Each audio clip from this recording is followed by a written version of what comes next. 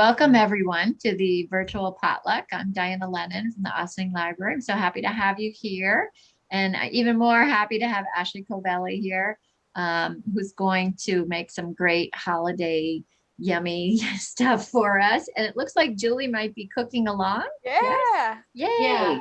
Awesome. Awesome. I have a question. Did you already hard boil your eggs? I did not. I didn't Okay, have good. time, Me and either. I didn't know if we were supposed No. to. Absolutely. Okay. I've done this recipe in a different class before, and someone's like, "Oh yeah, I already have them done," which was great. But I'm like, "Okay, you get to watch me like peel Yeah, I eggs." didn't know if we were supposed Watch to. the boiling water. Yeah. Perfect. Okay. Sorry, I didn't mean to cut you off, Diana. No, that's okay. So welcome, Ashley. Take it away. That's fine. So hi. I know Jean Marie's been here before. She knows what's up. But for those of you who don't know me, my name's Ashley, and I write about food and recipes at Big Flavors from a Tiny Kitchen. I live in Ossining, and I love helping you find some new favorite recipes in the kitchen. And so for this virtual potluck program, every month we have a theme, and we meet twice during the month.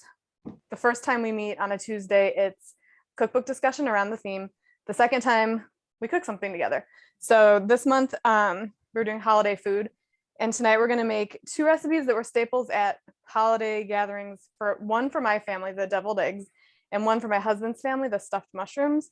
So it's kind of like best of both worlds. I would bring my deviled eggs. His dad would always make stuffed mushrooms, and then I had him teach me how to make them because they're so good, they disappear right away. So if you're cooking along, preheat your oven to 375 so it's ready when we go to put the mushrooms in. And then Julie's cooking along. Do you happen to have an Instant Pot, Julie? No, I have a crock pot. Okay, no problem. I'm gonna show two methods for hard boiling eggs. You will just want to use your stovetop, use a pot. I'm gonna put half of my eggs in a pot and then cover them with cold water. We're gonna do a dozen eggs. And I think actually tomorrow I'm gonna mash some of these up into egg salad just to see. My grandma, when she used to make deviled eggs, she would always put a little bit of baking soda. Wait, no, sorry. She would put a splash of white vinegar in the water. She said it helped the shells not stick. I don't know if that's true, but I figure it doesn't hurt if you have it to add a little splash in there. So I'm gonna cover those by like an inch or two with cold water.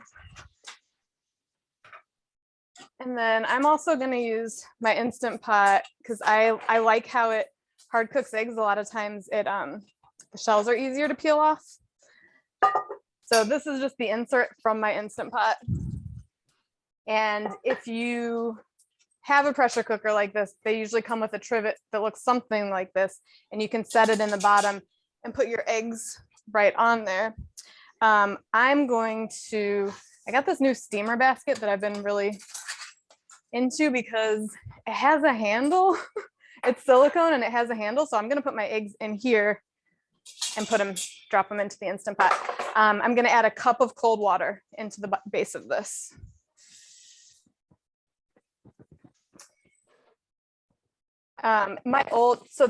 This model that I have is a little different than the old one I have.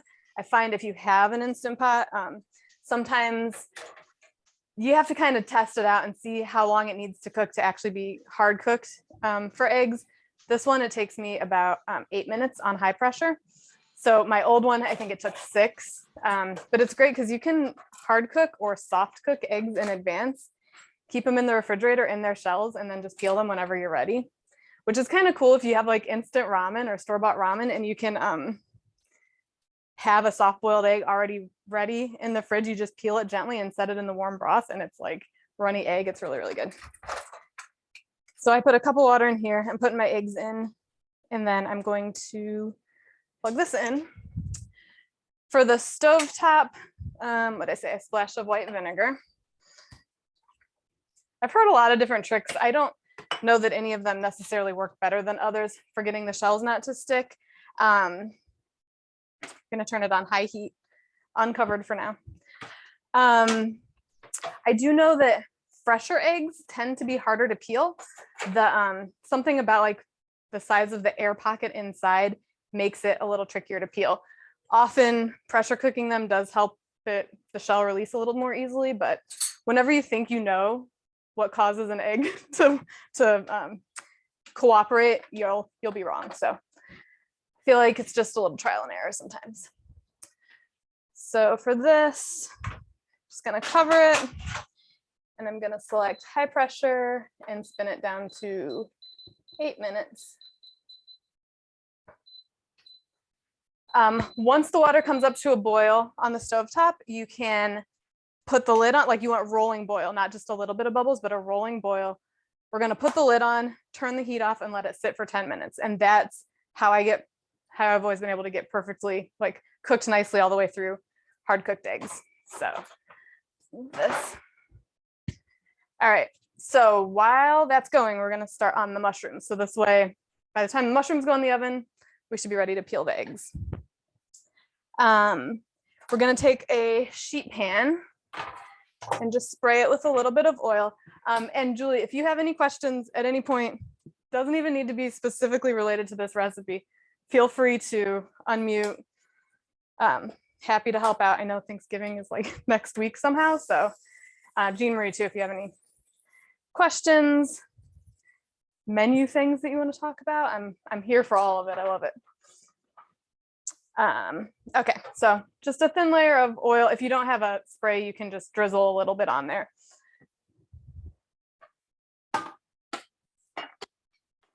Ready.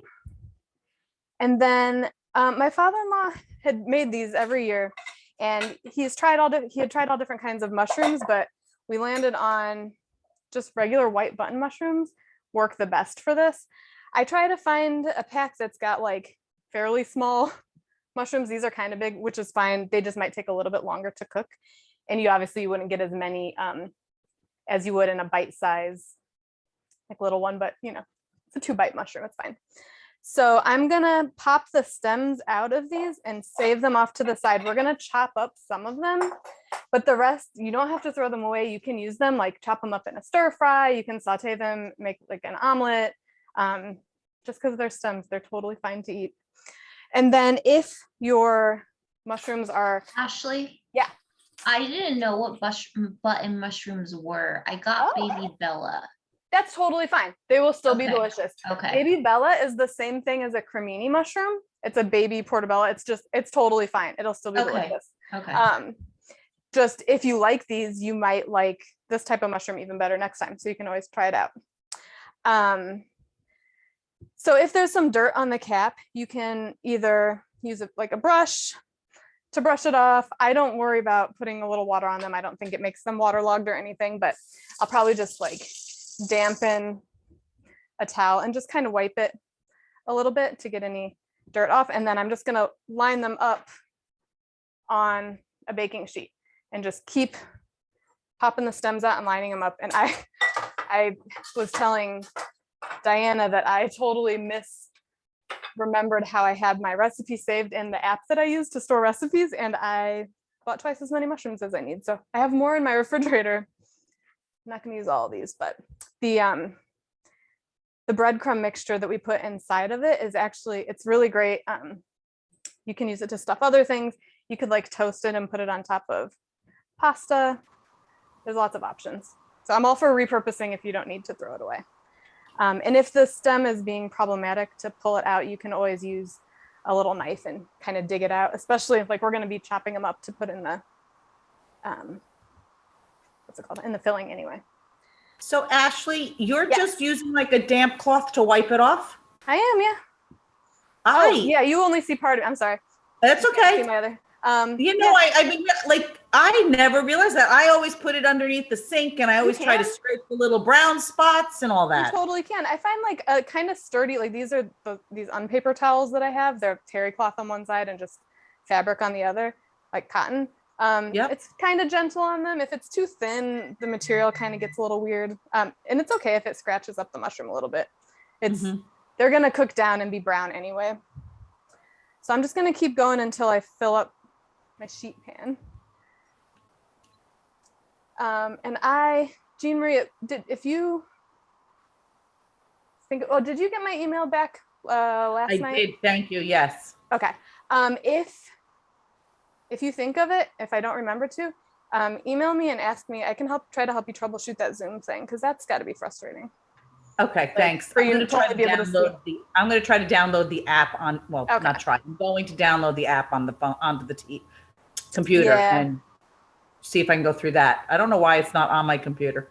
You Should would have been. think that you should be able, there should be an option somewhere. It's probably buried in a menu somewhere, like really crazy. Yeah. I'm gonna grab my other package of mushrooms because these ones are huge. I'm gonna see if I have any smaller ones, just because it'll look a little nicer. Yeah, I was shopping for it and I'm thinking like, wow, I don't remember needing so many mushrooms for this recipe, but okay. So I guess the last time I made it, I doubled because probably it was a holiday. But we're gonna have this as dinner tonight. I'm pretty stoked about it.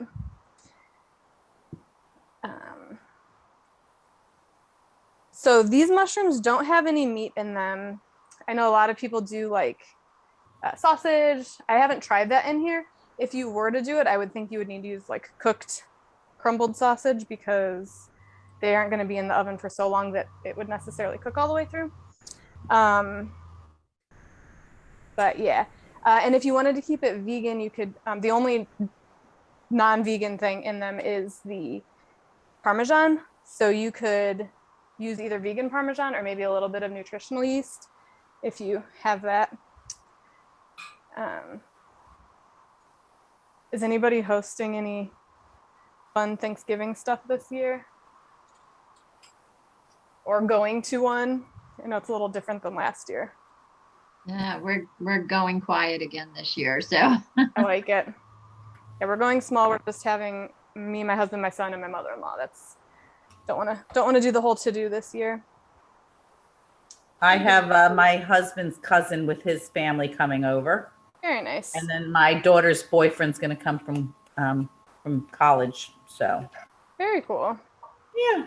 It's like small still, not crazy. I have a friend today who's saying she's got 30 people coming over, and I'm like, I'm not ready for that yet. No, that's crazy.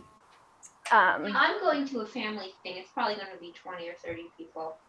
Nice. But it's at somebody else's house, so you don't have to clean up necessarily. Correct.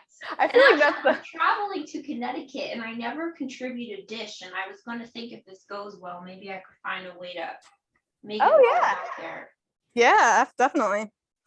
And they're pretty easy. And honestly, like the stuffing, you could make it ahead of time and just wait and stuff them later on. And I made these for a party a few weeks ago. Actually, both of these recipes, I helped somebody out, and I made them in advance, and we just like rewarmed them in the oven like before she wanted to serve them. So they're totally great leftover. If any make it leftover. How many days in advance did it last?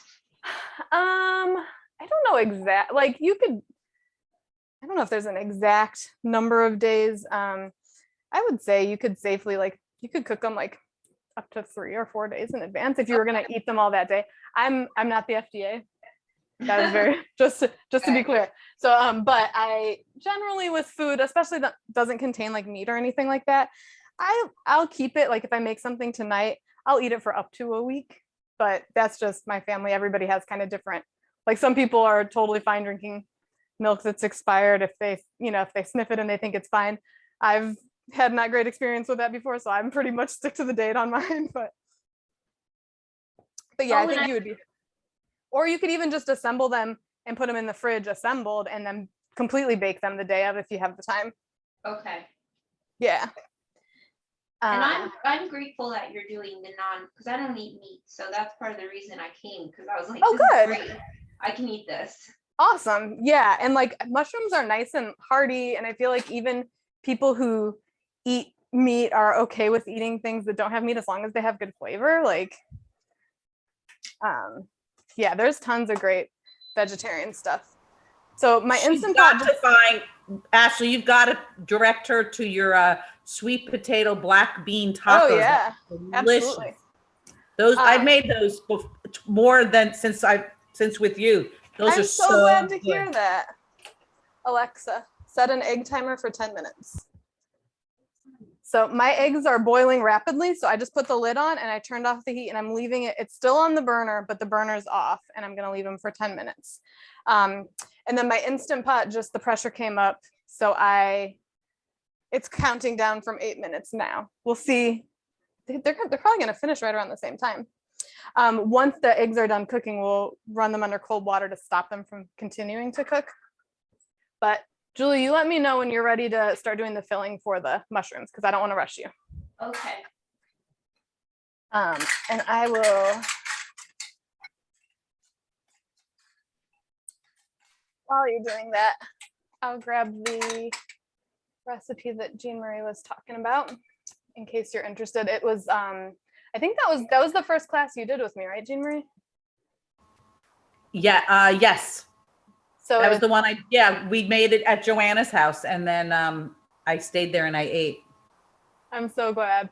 And then I made them that weekend for my husband. I gotta tell you, when I see people do that, it makes me so happy. Like when I see, like I'll get like tagged on Instagram or whatever. It's so cool. Like just seeing that people are enjoying some like random thing. I think this would work. Those were so flavorful. So I put the link in the chat if you're interested in that, Joanna.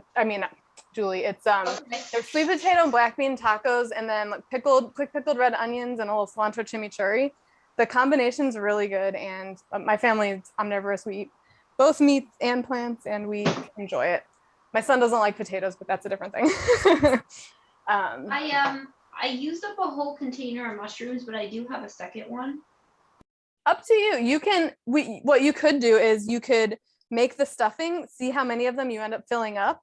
And then if you want to pop out some more stems, yeah. So, okay.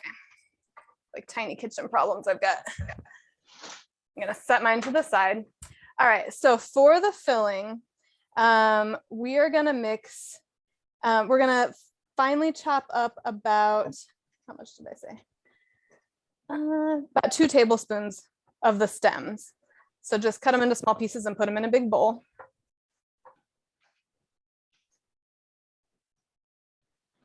There was this Hudson Valley Food Waste Challenge that I was asked to be part of, like to give some tips on how to not waste so much food at home. And it's like, it's so cool hearing different people's takes on like what they do to try to prevent wasting ingredients, because, you know, some people just wouldn't think of, like, maybe you were just used to always taking the stems and throwing them out or just didn't know what to do with them. So I love when people give their recommendations for stuff like that.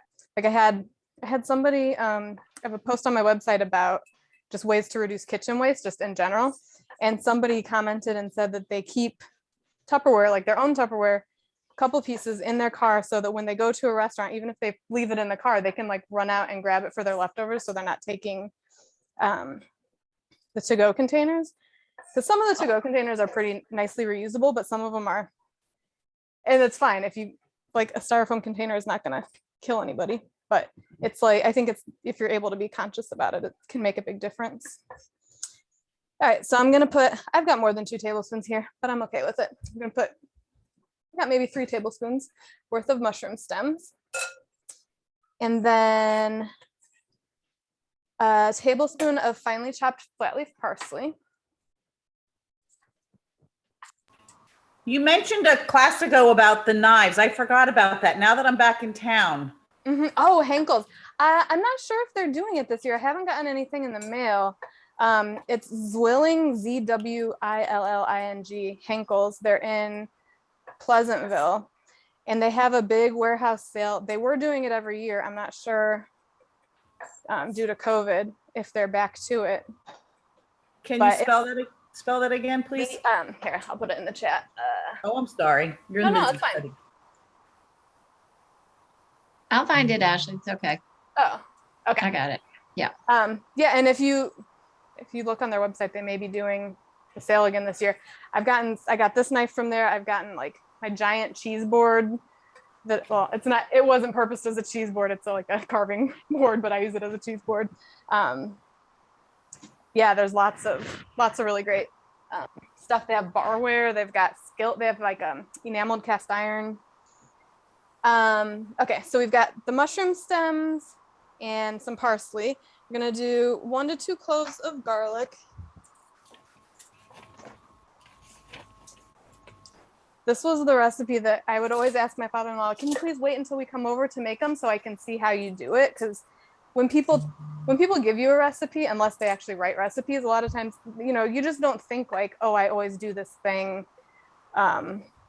It's just second nature to you. You don't necessarily write it down, but it could make a big difference in the recipe. And he'd always say, oh yeah, I'll wait for you. And then he just wanted to get ahead of things. So I would get there and he'd already have like one of the things mixed. He'd be like, oh no, it's just some breadcrumbs and oil. And it's like, no, but I need to know how much of the oil are you putting in there? And I need to look through. I took some notes one of the last times that he made, he's Italian, so he made like the Feast of the Seven Fishes kind of crazy seafood dinner. And I took a bunch of notes, and I haven't tried going back to them to make any of them yet, but I want to. Because he had a really good way to cook, and he never measured anything, and some people don't, and that's why their food is so good, because they're just doing it with their heart. But I like being able to replicate the things I make with my heart, so I always try to track it.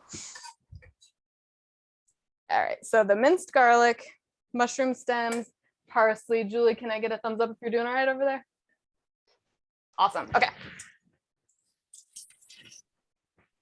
And then we're gonna take a green onion and we're gonna slice it real thin and keep the white parts and the green parts separate. So the white parts we're gonna put in this bowl. The greens we're gonna keep separate for the garnish. And I just sliced mine through the middle because the white part is pretty thick on this one. Yeah, like I never knew with the stuffed mushrooms. I always thought he mixed the tomatoes in.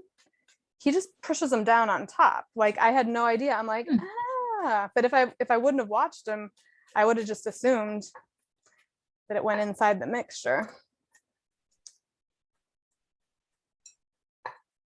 Okay, so the green parts, thinly sliced, and then I just kind of went over them a little bit more to chop them up a little more finely into the bowl.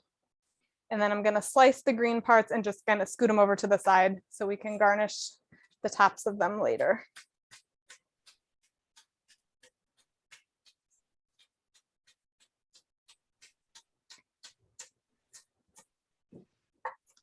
Okay. Okay, my Instant Pot is beeping, so if you haven't seen this, you're in for a treat. There's what's called a quick release, which is where when it's done cooking, you manually release the pressure from the Instant Pot, and there's a little knob on top, and depending on your model, you either press it or you slide it back, and then you stay out of the way and let the steam come up. Natural release is where you let the pressure drop on its own. It can take I did beans yesterday, it took like a half hour, but because of the steam and I don't want it getting crazy in my cabinets, I hang a towel on my knob here. Well, I usually cook them over there, but so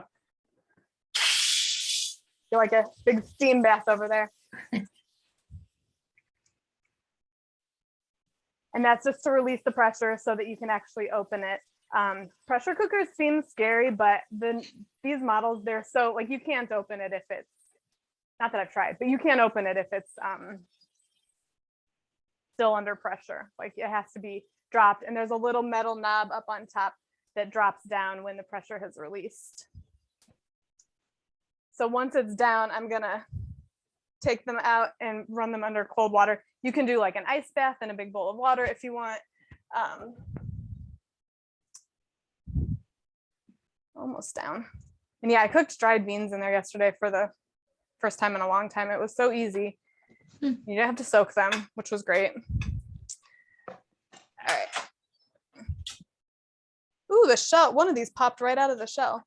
Wow. So this, because I put this little steamer basket in, I can just take that out, which is kind of cool. Show you. These are, those eggs, look, this one like cracked open. It's like escaping, but that's all right. We'll snack on that one tonight. Sometimes I throw in an extra egg when I'm making deviled eggs, just in case, if I want to have like a buffer egg in case one of them's not so pretty after I peel it. I'm just gonna take this insert and put cold water in it so that I can soak them to stop them from cooking.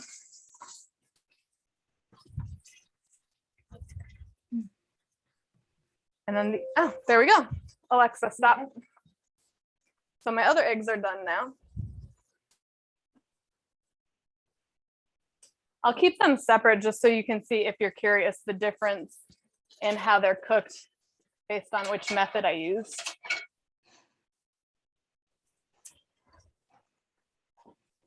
Actually, this, it's a stove enamel Dutch oven. I won it off an Instagram contest from that Henkel's store. They, so they sell like these things too. They're really nice.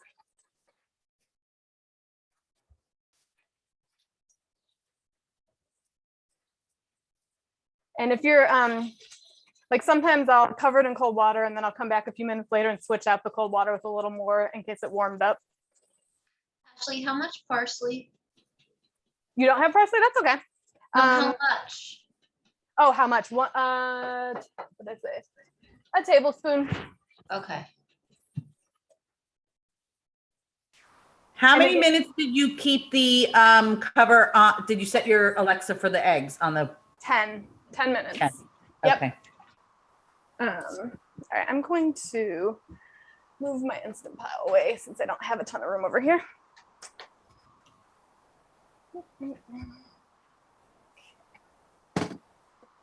All right, so just gonna let those cool off a bit while we finish this filling. So I've got the dark green parts. I'm gonna scoot off to the side.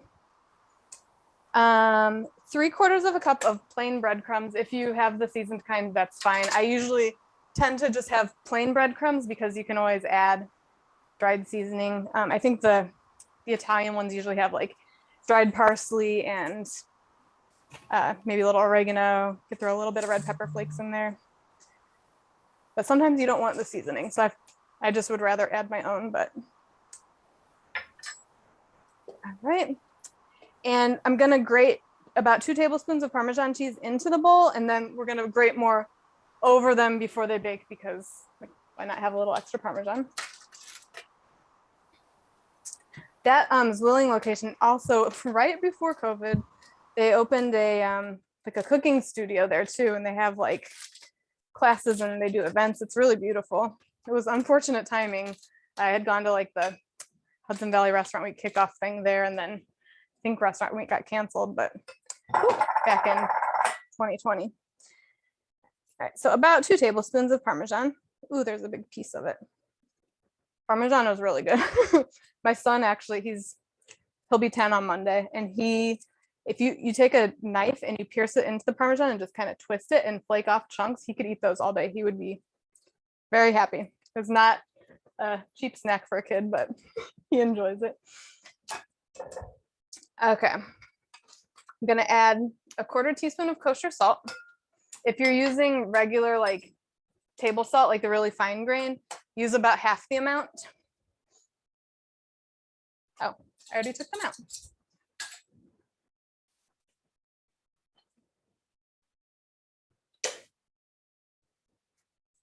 And then a little fresh cracked pepper. And then we're gonna drizzle about 6 tablespoons of olive oil. Basically, we'll put it in here and we'll just start stirring around as we're drizzling it in. And once it's kind of like the consistency of wet sand, where if you grab it, it kind of holds itself together, that's when it's done. What am I looking for? Spoon. And actually, since I'm over here, I'm gonna dump out my water and refresh it with more cold. That one's hot. When my grandma would make these for holidays, she would always make 2 trays. There would be a hidden one in the refrigerator because me and my cousins would always like devour them right away. She would use Miracle Whip in her recipe, and she never measured anything. So that was, again, like I watched her make them until I figured out how to do it. And then I tried to figure out how to do it without Miracle Whip, just because we usually, I made them with mayo for a while, and now I do them with Greek yogurt. So, all right, about 6 tablespoons. I'm just stirring it. You'll see it kind of starts to come together, looking like the sand on the beach that Jean Marie was at last time.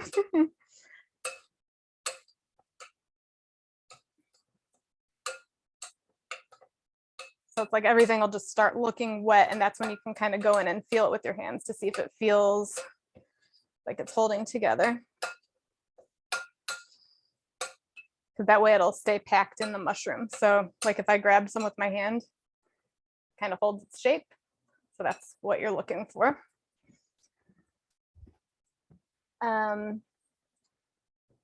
Gonna take some tomatoes. You can either use like a regular sized tomato or like 5 or 6 little grape tomatoes. We're gonna squeeze the seeds out of them so that they don't add too much moisture into the mushrooms. Gonna squeeze the seeds out and then just chop them up kind of small because we'll press them down into the tops of the mushrooms.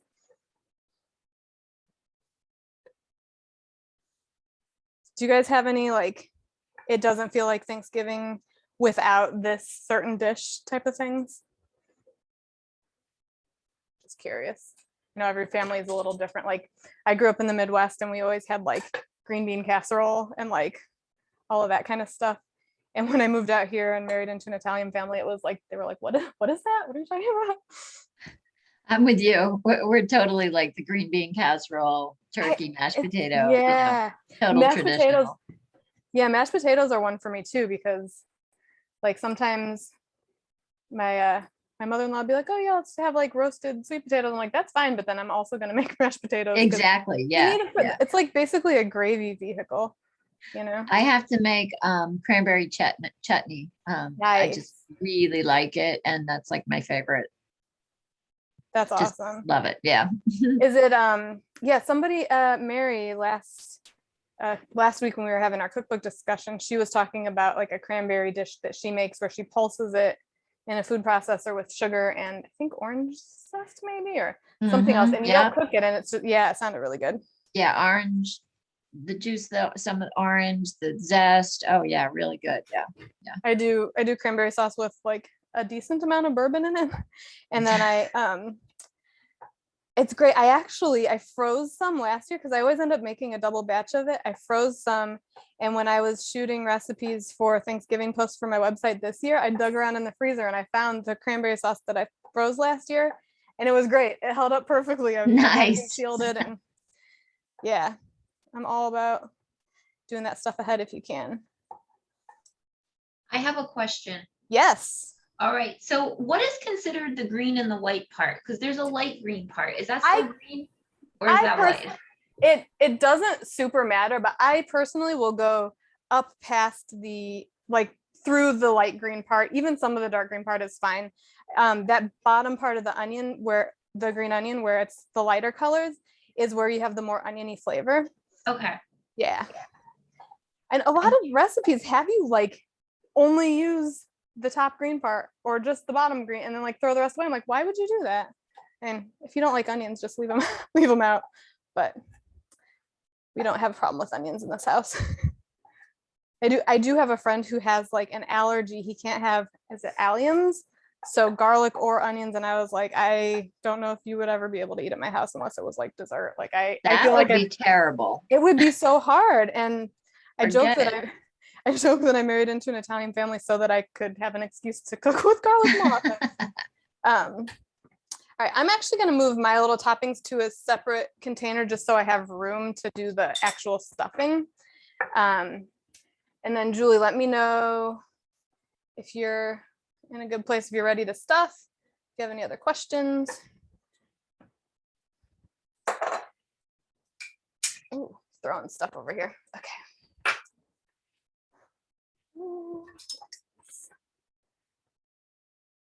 Repurpose my measuring cup that I use for the breadcrumbs to hold my green onions.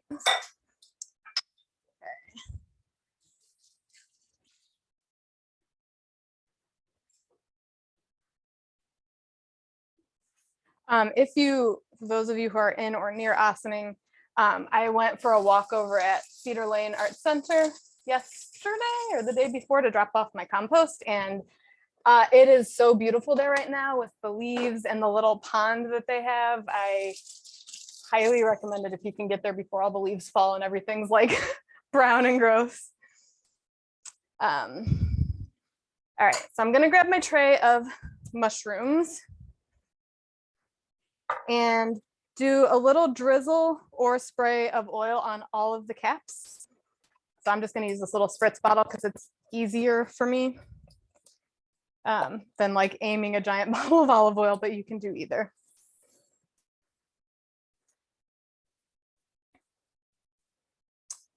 These type of bottles, if you have one and it gets clogged after you go through one, you're supposed to like clean it with, can't remember if you run some vinegar through it. They have directions on like the best way to clean it. Otherwise the oil will kind of like, can't remember the right word, but it kind of hardens in there and it makes it hard to continue to spray. So then we're just gonna stuff each of the cavities of the mushrooms with this mixture. I like using, if you have a little like demi-tasse spoon, like a little itty bitty guy. If you have one, you totally don't have to. The key with stuffing the mushrooms is you don't want to mound it up over the mushroom. We're gonna put the stuffing in there and push it, extra in there, push it flat, because that'll give the stuffing a little room to grow. So I know Jean Marie can't see the other angle, but flat instead of mounded.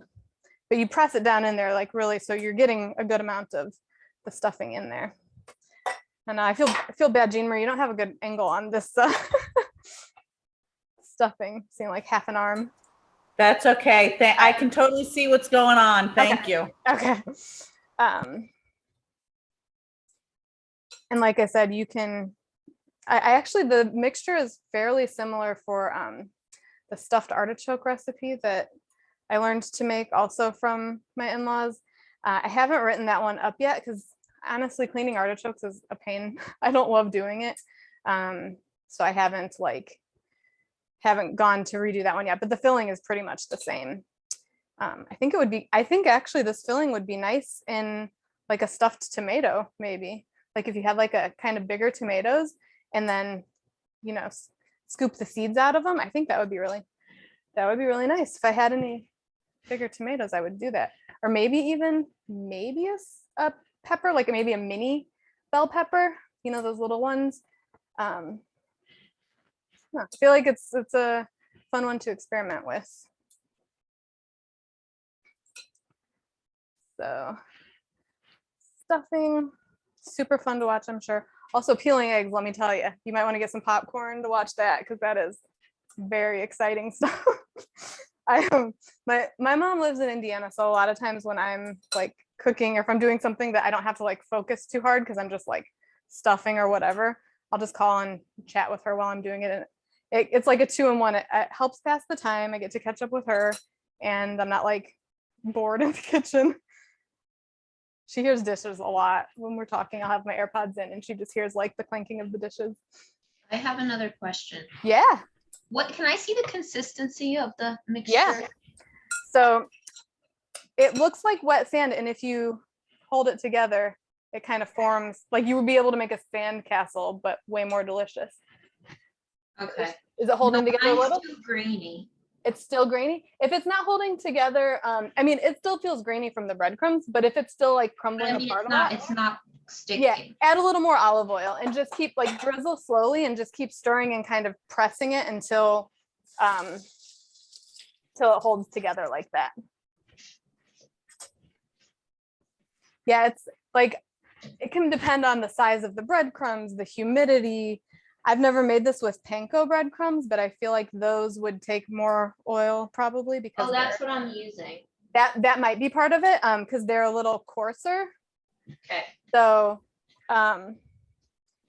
you could, trying to think if there was a way you could like smash it up a little bit, but if it's already mixed, it might be a little hard to do that.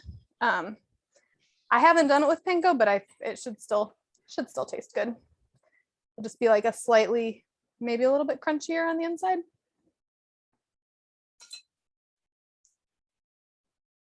Sometimes it can be hard to find just like regular breadcrumbs at the store too. So I know you're still working on your mixture. I'm gonna go ahead and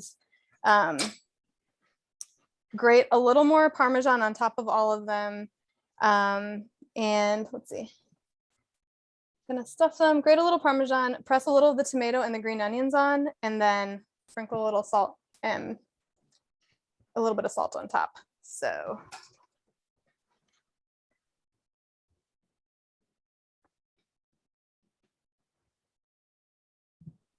I haven't tried this with like already grated Parmesan, but I'm sure it can still be fine. We just kind of always have the big chunks of it in the fridge. And if you're shopping for it, I always like to, because they charge you per pound. I like to find the one that the rind is only on one side, because sometimes you'll get these like corner pieces. So two sides of it are covered with this, and you can use it to flavor like soups and stuff, but I'd rather get more cheese than the rind in there. Okay, so I've got that. I'm just taking the tomatoes and just putting a couple, I'm just like setting them on top. You can press them down a little if you want. And this is how there was always those like really pretty flecks of red on top of the tomatoes, because it wasn't buried in the mixture.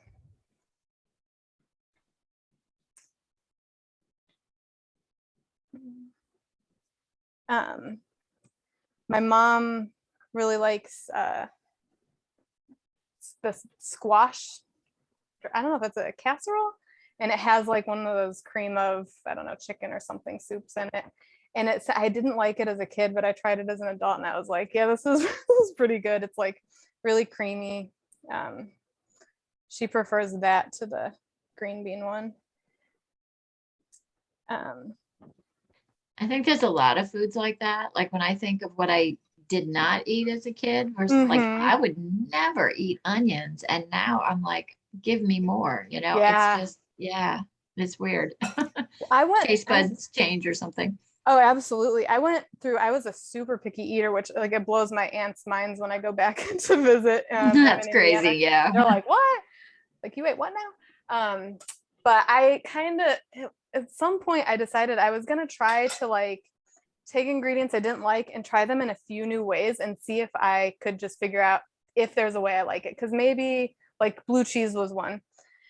I tried it a couple different ways, and then I found how I liked it. And then slowly I was able to like, okay, well, I can tolerate it like this. And I got a little more used to it. I mean, it's, it took a while, but I'll eat most things now, which makes it easy to pick a restaurant. Like I can just, if I'm going with friends, they can pick based on what they're not into. But yeah, I didn't eat seafood at all growing up because I was landlocked, and I was like, I don't have any desire to eat this stuff, and my mom didn't eat it, so I was like, no need. And now I'm like, I will eat sushi, I will cook scallops, whatever it is. All right, so I've got the tomatoes pushed down on there, so green onion greens, and then I'm just gonna spritz it with a little bit more oil and put a little salt on top.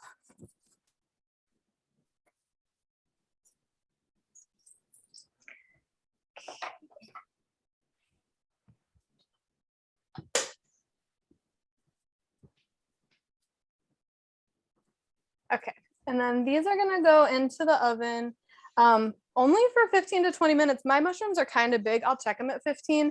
They'll probably take a little longer, but if you bake them and you notice some of them are really cooked and some of them need a little longer, you can always take the smaller ones off the tray and continue baking the other ones. And the oven temp was 400 degrees? 375. 375, thank you. Alexa, set a timer for 15 minutes. All right, I'm gonna peel some eggs, guys. I hope you're excited. Let's see, get another bowl here. I'm gonna save, I don't have a ton of the stuffing left, but I could probably fill a couple more mushrooms with this. Just gonna save that off to the side and start peeling the eggs. We'll do an A, B with the, this one is a stovetop. So I like to tap it, again, I feel like eggs are very finicky, but I like to tap it and kind of press and roll it a little bit and then peel it off. And I'm gonna try a trick I saw somebody else do in a minute, and I'll see if it actually works.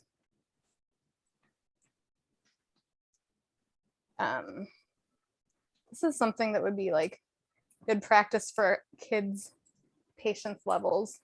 Should have my son help with this. Garnishes for deviled eggs. Paprika is like the classic. That's what makes it look like deviled, because it's got that little red on top.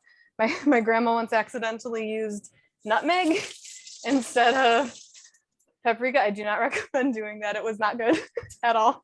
But it was funny. All right, so this is a stovetop egg. When you're cutting them in half, if you cut down and you kind of pinch the sides and pull your knife out, it kind of helps the blade stay a little cleaner than like if you put it down and you lift it right out. So that's a stovetop, perfectly cooked all the way through. And then I'm gonna put the yolks into the bowl of my food processor. If you don't have a food processor, you can do it in a bowl and just mash it up with a fork. That's totally fine. So I'm just gonna like gently plop them in there. And then I'm using, for most of the eggs, this was my grandma's. She was getting rid of stuff in her kitchen and I was like, I want that. This was her like vintage Tupperware deviled egg thing that it probably has God knows what BPAs and stuff in it, but I'm like, it's vintage. I love it. So I'm gonna set the whites in there. And yeah, so that was stovetop. Here is Instant Pot.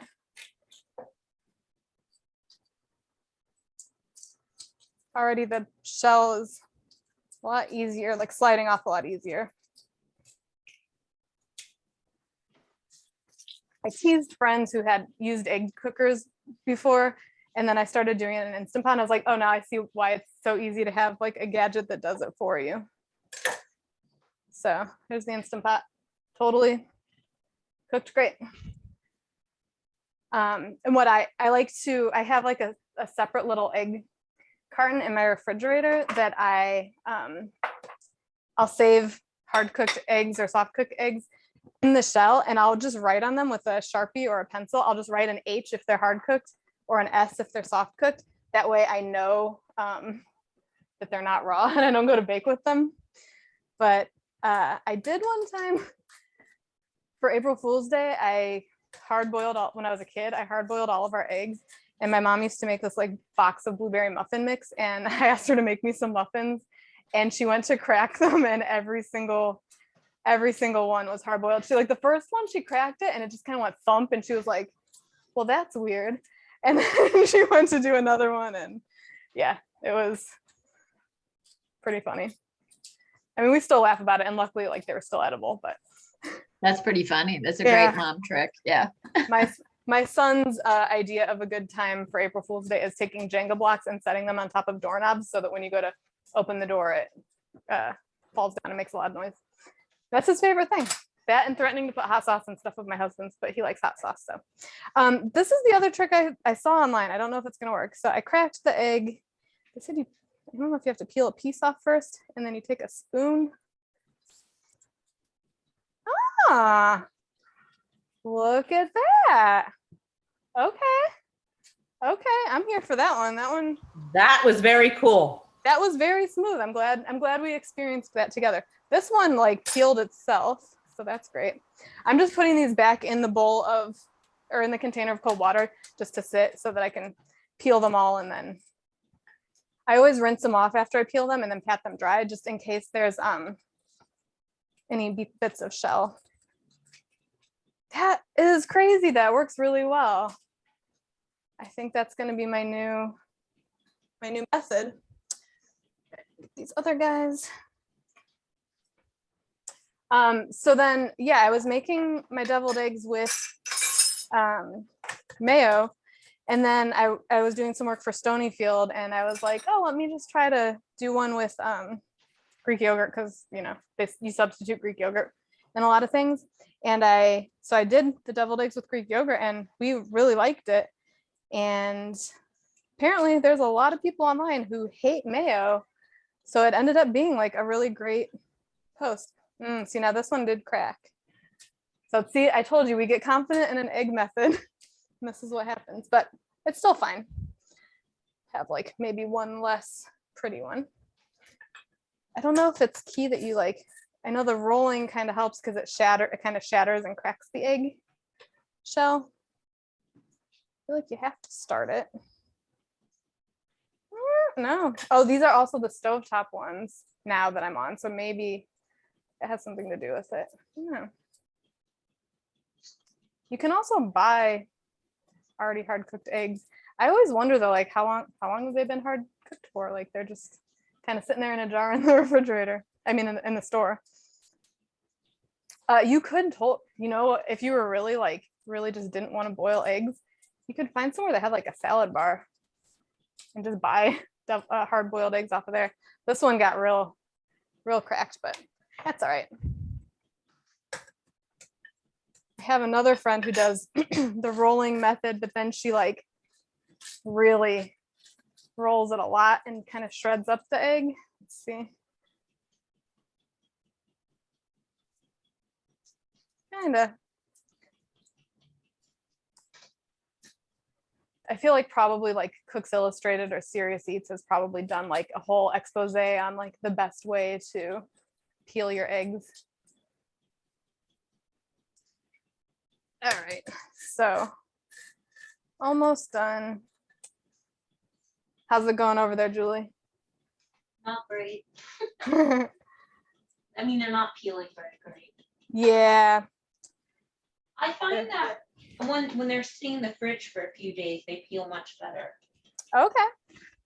I know some people too say if you peel them while they're still a little warm, it makes it a little easier. Man, this one is, this one's very, very crumbly. This is why like French cooking schools, they like spend so long just on eggs because they're very finicky.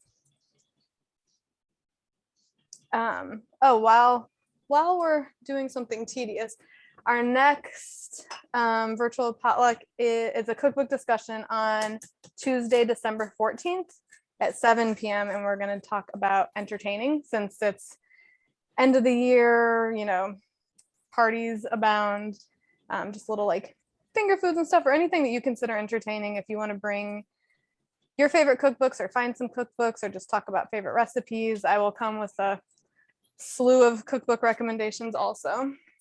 And then on Tuesday, December 28th at 6 p.m. is the next cooking class.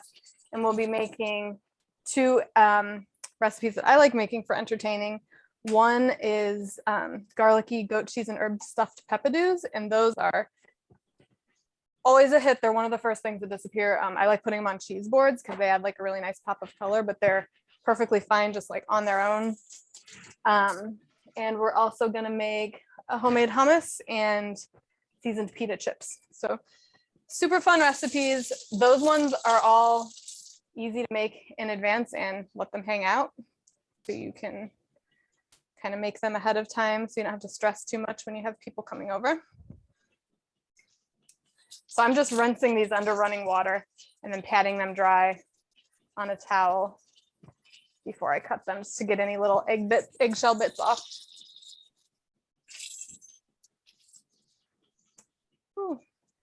I apologize, we're running a little bit over today, but the eggs will do that to you sometimes. The mixture comes together once you get all of the eggs in there. The mixture comes together really quickly, and I'll show you how I pipe or fill them. You don't have to pipe them. And then I'll just do like a couple. I'm happy to stay on if anybody wants to stay on. If anybody needs to go, no hard feelings. I totally get it. I have a recurring meeting that I go to, and one of the people always, like the end of the meeting is coming up and we all have things to do, and she'll be like, okay, I have to go. So, and then she starts a whole new conversation. It's like, oh, I don't know if I can stick around for this. All right, so I'm gonna put all of the egg yolks into my food processor. The shells in there, or not the shells, the whites.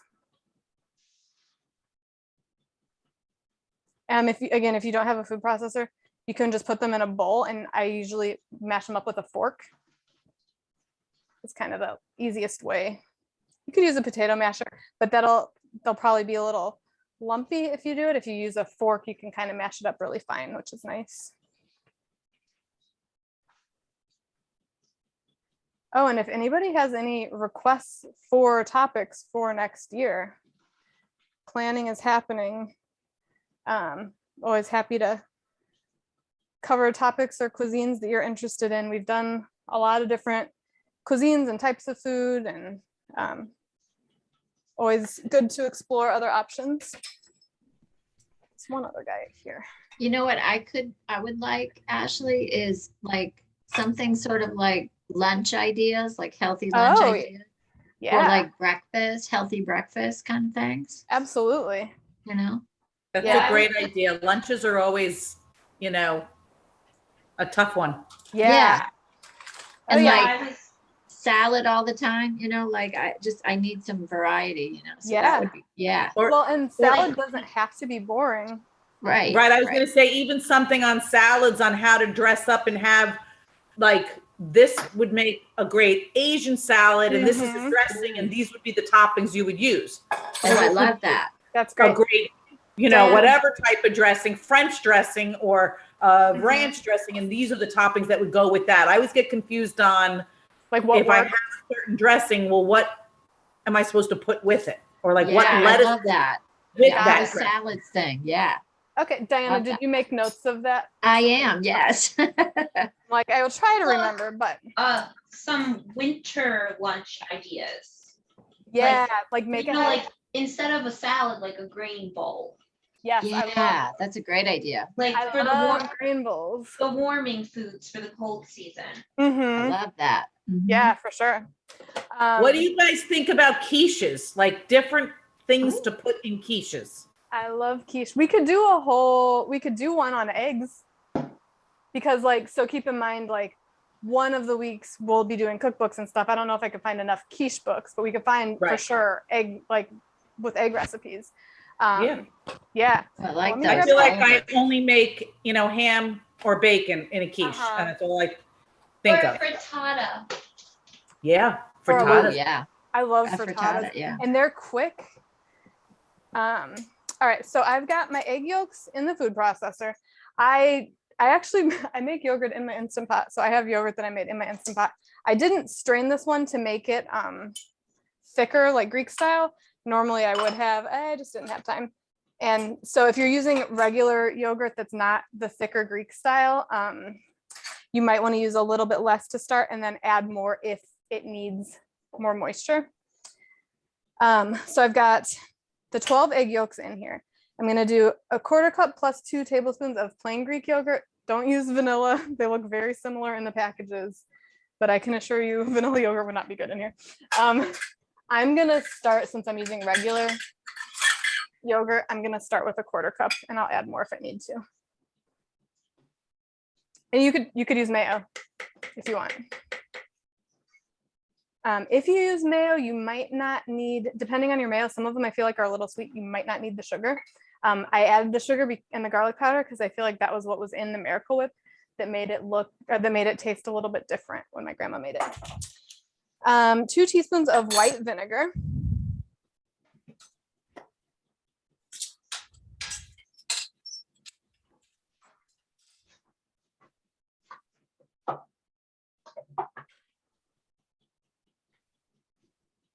A tablespoon of yellow mustard. I also have a French style deviled egg recipe. I use a little tarragon in it, and I use Dijon mustard and white wine vinegar, I think. Oh, almost forgot. Alexa, stop. Forgot we had mushrooms in there, guys. Let's see. So I'm going to show you, I'm going to put them back in for a few minutes, but I'm just going to show you what they're looking like if I can get them. Got this in the way kind of, but Jean Marie, can you see that all right? So they're starting to get brown on top, but they're still a little white. And the sides of the mushrooms are like, they're still a little don't know if you can tell on there. There's like the top is dark brown, but the sides are still kind of a little light brown. So I'm going to put them in for a little longer because I think that's still a little bit raw in the mushroom section. Alexa, set a timer for 5 minutes.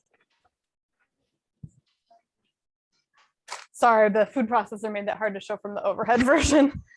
All right, 3/4 teaspoon of kosher salt.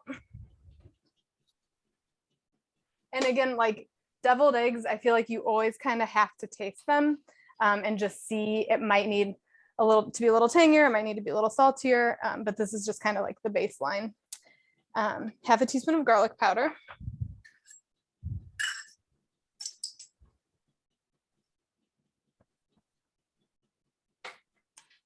And a little fresh cracked pepper.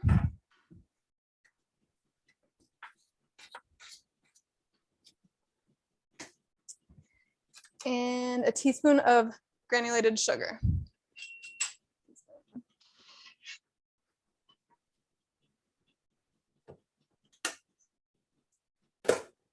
And then we're going to blend it together, process it in the food processor. And then I'll scrape down the sides just to kind of make sure everything is incorporated. And then I'll taste it because it needs to be adjusted a little bit.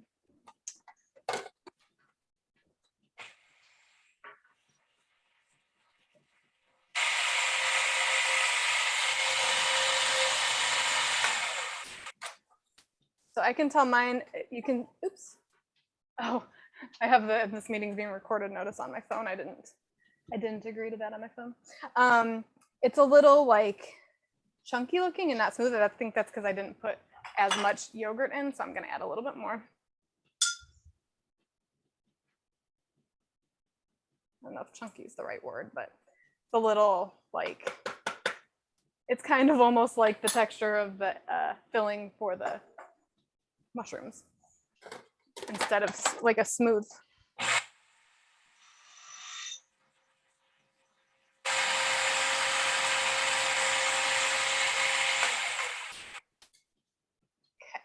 I'm just kind of scraping the edges. If you see any big chunks, you can process it a little bit longer and then just taste to see. I think this is good. A lot of times I'll add like either a little bit more mustard or a little bit of salt, or if it's not tangy, a little bit of vinegar, or if it's too tangy, add a little bit more sugar. It's kind of all clear. What's up?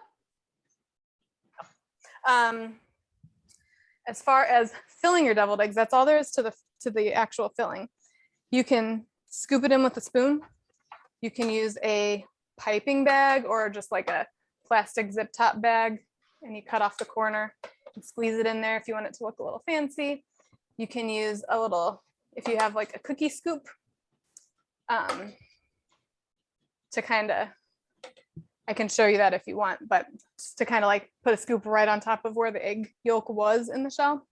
This is just a little squeezing decorator bottle. This one has like a star tip on top, which I like because it makes them look a little fancy. Just move this out of the way. Okay. So I will just take the shell, each shell, and you can do it right in the container. And just kind of squeeze it around in a circle. Then you get like a really pretty pile on there. But it absolutely does not have to look fancy. You can do fun things with the garnish. You could put like bacon bits on top if you wanted. I like doing sometimes a really thin slice of radish for a pop of color. Chives, I grabbed some chives from outside. Those are always nice. Then the thing that makes it deviled is a little sprinkle of paprika. So just sprinkle a little. Smoked paprika might be nice if you wanted like a smoky one. I'll sometimes just take kitchen scissors and snip chives over the top, but if you wanted it to look like extra fancy, you could take kind of longer pieces of chives and do them in like a little cross, so that it looks like a little, just like intentional. The other thing that I really like garnishing them with is these little cornichons. They're like little small French pickles. And if you take them and you slice them in half, and you put the half in the top of the deviled egg, so straight down the middle there. And then you just kind of nestle it. Alexa, stop. Just kind of nestle it into the deviled egg. So a lot of times I'll do like some of each style on here. You could use a tablespoon if you wanted. This is the cookie scoop type of thing I was talking about. You can take this. What are those little pickles called? I've never seen them. Oh, cornichons, C-O-R-N-I-C-H-O. And this brand I like the best. There's a couple different brands. Trader Joe's are all right. There's one brand that I tried from Stop and Shop that I didn't like, and I can't remember what it was called, but this one's really good. Yeah, they're fun. They're like, it says they're gherkins, but they have like mustard seed and stuff in there. They're really nice, and they're like kind of dainty. And then you could also stuff them like that. This is a little too big for this, but that way you have like a little mound on top. Let's see how our mushrooms are looking.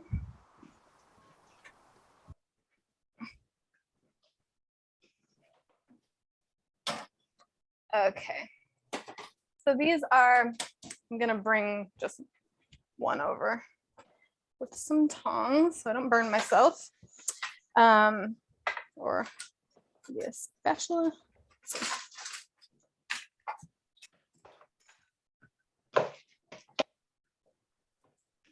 I think mine still need a couple more minutes, but just to show you, this one is one of the smaller ones. The breadcrumbs are nice and brown up on top. And then if I cut it in half, get my egg stuff off of here. You can see the mushroom is cooked through. You get the crispy bit up on top. This is like molten hot lava right now, so I'm not gonna bite into it quite yet. But again, if some of them are taking a little longer to brown or they're bigger, you can just like tuck those back in the oven for a bit. How are you doing over there, Julie? I think mine are done. Okay. Here, do you want to see? Yes, I would love to.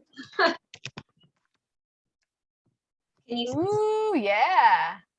Does that look good? I mean, from what I can tell, yeah. Are the Okay. tops like? Is the tops like a little golden? Yeah, they're dark golds. Nice. Yeah. So what you can do too is you can take one of the smaller ones, like let it cool off for a minute, like blow on it or whatever. Taste it, and if it feels like you want to put it back in for a little longer, like if it's not quite soft enough, but you definitely want them to hold their shape. So If it's not quite what enough? if it's not like if the mushroom is like a little too uncooked, like if it's not Oh, got you. like, Yeah, you you're like right. you want it to be soft and cooked through, but you don't want it to like be too like, I don't know, what is a good texture word for a raw mushroom, like kind of rubbery when they're raw, you know, they're kind of like Yes, sticky. I know what you're saying. Yeah. Okay. They're warm, but they're still a little rubbery. Okay, yeah, so pop them back in, and if they're getting like, because I know you did use panko, so maybe if it feels like they're getting a little too dark on top, you could either maybe throw a little foil on or lower the temperature on the oven a little bit. Okay. I Cool. didn't do the tomatoes because I couldn't keep up with you.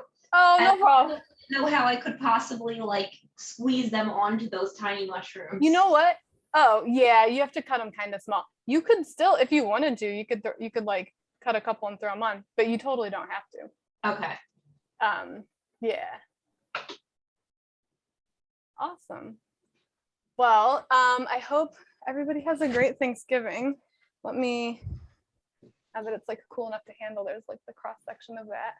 Yeah, those look good. Yeah. That's my favorite, one of my favorites. Thank you guys for joining. If you happen to make them and want to share any pictures on social media, you can tag me at Big Flavors. I would love to see them. And I hope to see you guys next time. Yeah, we'll see you in December. Everyone have a great Thanksgiving. Eat healthy. Yeah. And we'll work on themes for the coming months. Yeah, we've Thank got some you. great ideas. So thanks for those. Awesome. Yeah. Thank you Thank so you much. very, Thank very much, you. lady. Bye. Bye, everyone. Bye, everyone. Take care. Yep.